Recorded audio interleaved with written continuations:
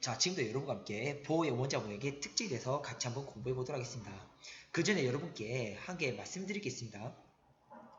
자, 요 아래 컴퓨터 그래픽인데요. 이 그래픽이 뭐냐면 이겁니다. 원자대에서 전자가 파동 형태로 존재하려면 전자 파동을 반드시 위성의 같은 점끼리 연결하지만 가능하다 말씀드렸잖아요. 그거를 컴퓨터 그래픽으로 구성한 게 요 그림입니다. 자, 보세요. 이제 요점과 요점 이상이 갔기 때문에 말아서 이렇게 연결하게 되면 이렇게 이제 첫 번째 요 그림이 되는 거예요. 근데 요점과 요점 이상이 갔기 때문에 말아서 이렇게 연결되면 두 번째 요 그림이 되는 것입니다. 세 번째, 네 번째도 쉽게 이해할 수 있을 거예요. 자, 그 전자가 원괴돼서 파도 형태로 존재하면 파도의 미상이 같은 점끼리 연결했지만 그것이 성립될 수 있기 때문에 워낙 중요한 의미를 가지는 거라 여러분께 컴퓨터 그래픽을 한 번 더 보여드리는 바입니다. 이 그림 통해서 다시 한 번 더 잘 이해할 수 있게 바랍니다. 자, 그러면 이제 화면을 바꾸어서 이제 본격적으로 보호의 원자 모형의 특징에 대해서 들어가 보도록 하겠습니다. 자, 보호의 주제부터 다시 한번 되짚어보죠. 보호는 이렇게 얘기합니다. 자, 중심에 원자가 있고 좀 많이 멀리 떨어진 곳에 음적이 된 전자가 있고 전자는 속도를 지면서 자, 반지름이 일정하게 이게 이제 뱅글뱅글 원자 주변에 돌고 있는 동시에 전자는 원궤도를 파도 형태로 존재한다. 이제 보호는 주장했다는 것이고요. 자, 그 원궤도 주변을 전자가 파도 형태로 존재하고 있다는 것을 해석하면은 전자는 원자 주변의 한 개의 궤도가 아니라 n이 정수에 해당하는 다양한 형태의 궤도를 가질 수 있고 그 다양한 궤도 중에 하나를 택해서 전자가 뱅글뱅글 돌고 있다라고 이제 아까 최종적으로 말씀드렸잖아요. 그죠? 자, 그것을 그림으로 나타내면 이런 겁니다. 이렇게 이제 원자핵이 있고, 자, n이 정수배에 해당하는 이제 다양한 궤도를 가질 수 있고, 이 다양한 궤도 중에 하나를 택해서 전자는 속도를 가지고 뱅글뱅글 돈다. 자, 이것이 이 그림을 결과적으로 풀어서 해석한 결과입니다. 자, 그러면 이제 이 보호 이론의 특징을 봐야 됩니다. 이제 시작할게요. 자, 첫 번째 특징. 우선 속도부터 봐야 됩니다. 속도. 자, 전자는요, 원자에게 가까운 곳에 있을 수 있고, 원자에서 멀리 떨어진 곳에 있을 수도 있습니다. 가까운 곳과 멀리 떨어질 때 전자의 속도는 차이가 납니다. 어떻게 차이 나는지 지금 설명해 드립니다. 일단 가까운 곳에는 자, 양성자와 전자의 거리가 굉장히 가깝기 때문에 전자에 굉장히 강하게 작용합니다.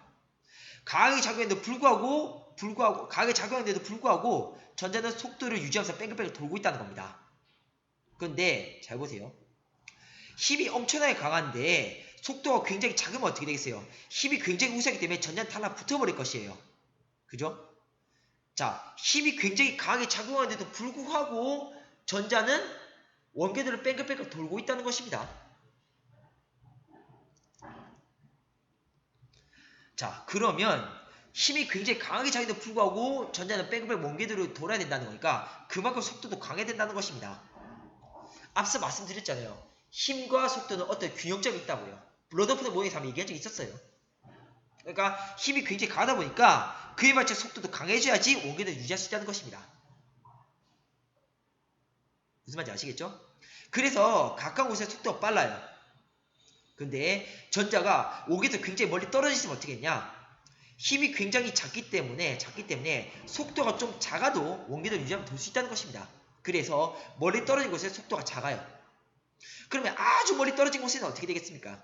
속도가 0이 되겠죠? 뭐 그래 될 수밖에 없겠죠? 자, 그러면 속도는 결과적으로 가까운 곳에 있을 때는 빠르고 멀리 있을 때는 느립니다. 근데 여러분 웃긴 게 있습니다. 뭐냐면 아까 분명히 말씀을 드렸지만요. 그 이전 설명에서 전자는 원자에게서 그 n이 1, 2, 3, 4, 5에 해당하는 즉 정수에 해당하는 특정 반지름만 가질 수 있다고 분명히 말씀드렸습니다. 이거 갖고 전자의 반지름은 양자되어 있다고 했죠. 양자와 그러면 이 전자의 반지름이 양자화되어 있다면요. 이 반지름이 직접적으로 영향받는 것이 전기력이에요. 전기력. 그러면 전기력도 어떻게 했냐? 양자화되어 있습니다. 양자화되어 있습니다. 근데 전기의 직접 영향받는 것이 또 속도예요. 그럼 속도도 어떻게 했냐? 양자화되어 있다는 얘기입니다. 즉 1, 2, 3, 4, 5의 정수배에 해당하는 특정 속도만 전자는 가질 수 있다는 얘기예요. 무슨 말인지 아시겠죠? 자, 이제 두 번째 특징입니다. 전자의 에너지에 대해서 좀 말씀드리죠. 전자는 일단 전기를 띄우고 있기 때문에 그에 따르는 전기 에너지를 갖고 있습니다. 근데 잘 보세요. 이 전기 에너지의 부호는 마이너스예요. 마이너스의 의미는 뭐냐면 마이너스 의미는 구속이 되어 있다는 얘기입니다. 구속되어 있다라는 의미입니다. 마이너스 부호가 크면 구속된 정도 크다는 얘기고 마이너스 부수가 작다면 구속이 작다는 얘기예요.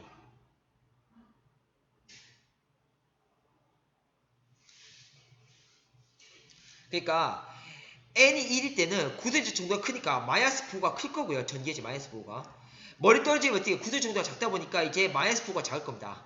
근데 아주 멀리 떨어지면 어떻게 했냐? 구속의 정도가 적을 거 아니겠어요? 아니 구속이 없는 거 아니겠어요? 그때를 0으로 취합니다. 0으로 취합니다. 근데 웃긴 건 뭐냐면 전기 에너지는 전기력의 영향을 받습니다. 근데 전기력은 반지름의 영향을 받습니다. 그럼 이 반지름이 양자되어 있기 때문에 전기도 양자되어 있고 전기에너지 또한 양자되어 있다는 얘기입니다. 전기에너지 즉 마이너스 부호를 가진 채로 양자화되어 있다는 얘기예요. 양자화. 즉 n이 1, 2, 3, 4, 5에 해당하는 그에 따르는 마이너스 부호를 지닌 전기에너지를 갖고 있다는 겁니다.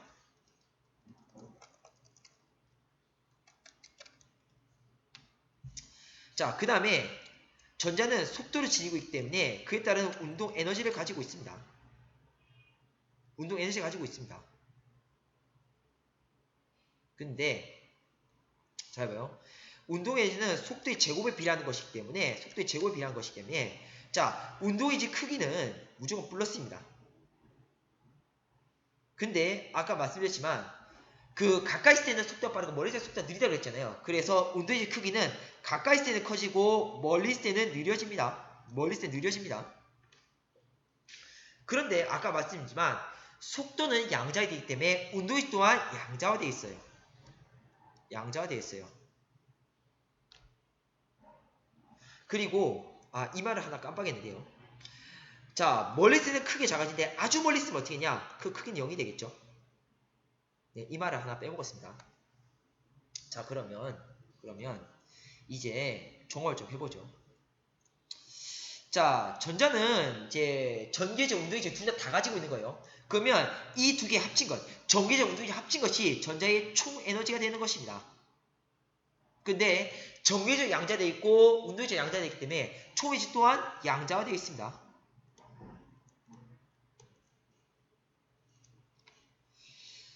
자, 총 에너지 양자되는 거 맞는데 자, 전자가 원자에서 아주 멀리 떨어지면 어떻게 했냐? 전기적 0, 운동적 0이기 때문에 총 에너지도 0이 됩니다. 그리고 그 아주 가까이 있으면 어떻게 했냐? 마이너스 보드 크기가 커지고 플러스 보드 크기가 커져요. 그러니까 그 전개지도 크게 커지고 운동지 크기가 커지는 것입니다. 그럼 둘 다 크게 커지니까 이것도 합치면 0이 되지 않냐라는데 0은 아니에요. 결과적으로는 마이너스입니다. 왜냐? 구속된 상태로 돌고 있는 거잖아요. 근본적으로. 전자는 원자에게 구속이 돼 있는 거잖아요. 그러니까 마이너스 보호가 우시하는 거예요. 마이너스 보호의 크기가 더 큰 거예요. 그래서 총에지 보호는 마이너스 되는 것입니다. 결과적으로 총에지는 가까울수록 마이너스 보호의 크기가 커지고 멀리 있으면 마이너스의 크기가 작아져서 0이 되는 것입니다. 그 상태로 양자되어 있는 것이고요. 자, 종합하면 이렇습니다. 그림 좀 지우고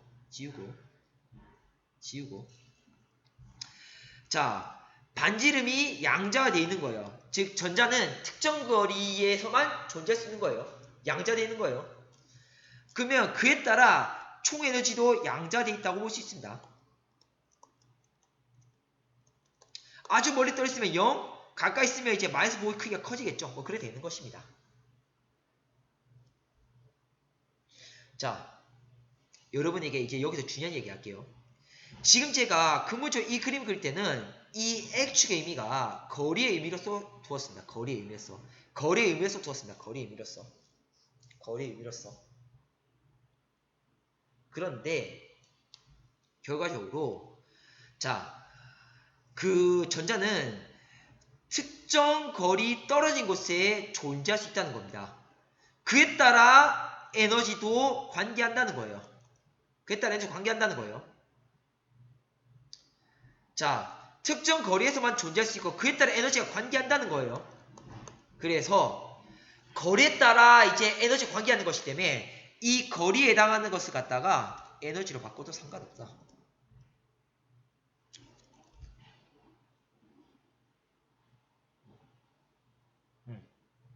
그러니까 특정 거리에 떨어진 곳에 전자 존재할 수 있다는 겁니다. 근데 그 거리에 따라 뭐 이제 에너지 관계하는 것이기 때문에 결과적으로 자 에너지를 바꿔도 상관은 없으세요. 정확한 의미는 아니지만 바꿔도 대략 상관은 없으세요. 무슨 말인지 아시겠죠? 자 그러면 잘 보세요. 이제 마지막 얘기를 하나 해야 되는데요. 자 전자는 다양한 계 중에 하나를 택해서 돌고 있습니다. 돌고 있을 때 전자는 안정해요. 근데 이 특정 궤도 돌고 있는 전자는 궤도와 궤도 사이를 뛰어 넘어갈 수 있습니다. 이렇게 윗궤도로 넘어갈 수 있고요. 아랫궤도로 또 내려갈 수도 있습니다. 자, 윗궤도로 올라가는 건 어떻게 했냐? 이 에너지 갭에 해당하는 빛 에너지 먹어서 올라갈 수 있다는 겁니다. 자, 그러면 이제 그 3에서 5로 넘어오시면 이 에너지 갭에 해당하는 빛 에너지 먹어서 5로 올라갈 수 있다는 거예요. 내려갈 때 어떻게 되냐면 자, 예를 들어서 3에서 2로 내려간다면 이 에너지 갭에 해당하는 빛을 방출하면서 2로 내려간다라는 겁니다. 이런 식으로. 내려간다는 겁니다.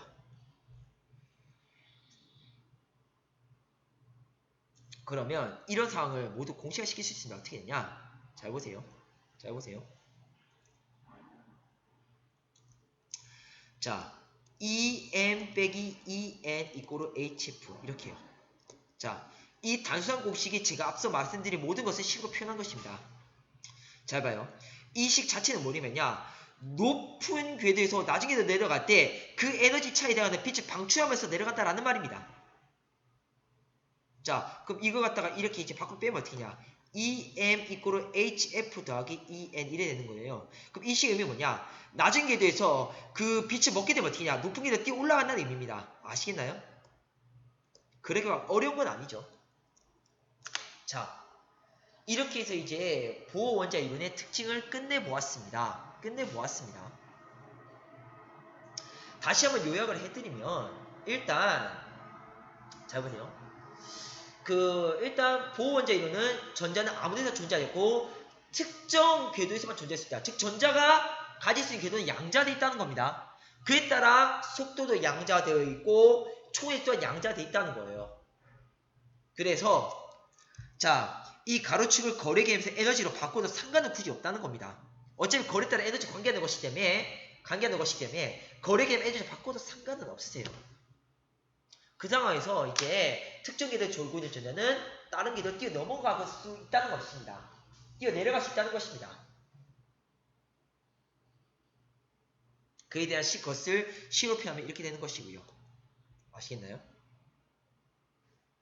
자, 이렇게 해서 이제 보호 원자의 특징을 마치도록 하겠습니다. 이제 분자의 개념으로 넘어가야 됩니다. 자, 화면 바꿔서 또 얘기하도록 하겠습니다.